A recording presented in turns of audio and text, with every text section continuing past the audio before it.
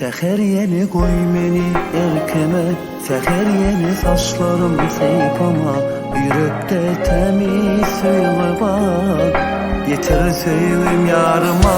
Seher yeni koy beni erkeme, seher yeni saçlarım seypama, yürekte temiz söyle bak, yeter söyleyeyim yarıma.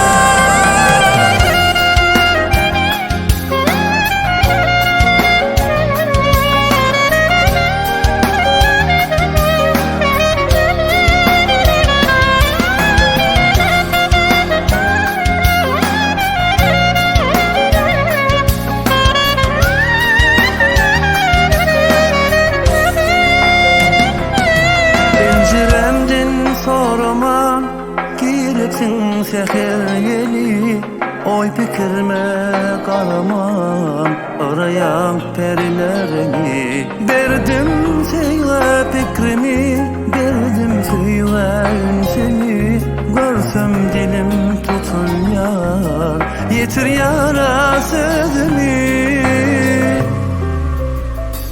Seher yeni koy beni erkime, seher yeni saçlarım seypama, yürükte temiz söyle bak, yeter söyleyeyim yarıma. Seher yeni koy beni erkime, seher yeni saçlarım seypama, yürükte temiz söyle bak, yeter söyleyeyim yarıma.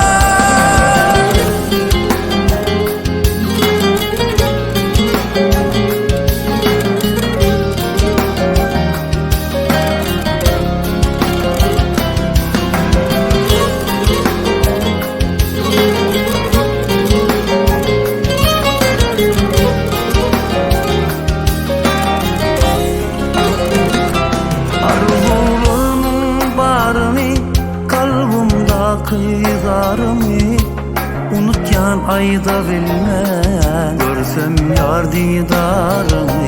Seher yeni özüm bilmem, men alaştı yüzlünye, kim dinlesin arzımı, var sen beni dinleyen.